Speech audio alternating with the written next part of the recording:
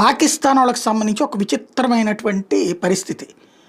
బంగ్లాదేశ్, పాకిస్తాన్ ఇప్పుడు ఒకటే. ఇదివరకు ఆ పిచ్చోళ్ళని పాపం మనం అమాయకంగా చూసి వాళ్ళు ఏదో అయిపోతారనుకునేసి ఏదో జరిగిపోతుందన్నటువంటి ఉద్దేశంతో ఏదేదో మాట్లాడుకున్నాం. కానీ ఇప్పుడు ఆ అవసరమూ లేదు, విషయమూ లేదు.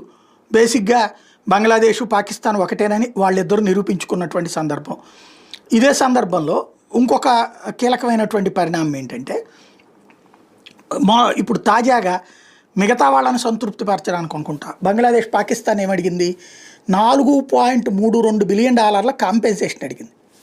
పబ్లిక్ అపాలజీ చెప్పమంది. 1971లో అక్కడ ఉన్నటువంటి ముస్లింలని, తూర్పు పాకిస్తాన్లో ఉన్నటువంటి ముస్లింలు ఊచకోత కోయడం, అత్యాచారాలు చేయడం, ఇట్లాంటి వాటికి. కానీ ఇక్కడ సమస్య ఏంటంటే, సరే వాళ్ళు క్షమాపణ చెప్పమంటే చెప్పేది పాకిస్తాన్ పెద్ద ప్రాబ్లం ఏం కాదు, ఇద్దరు ముస్లింలే కాబట్టి ప్లస్ కలిసిపోతుందంటే, బంగ్లాదేశ్ని విలీనం చేస్తానంటే వద్దంటాడు. కానీ డౌట్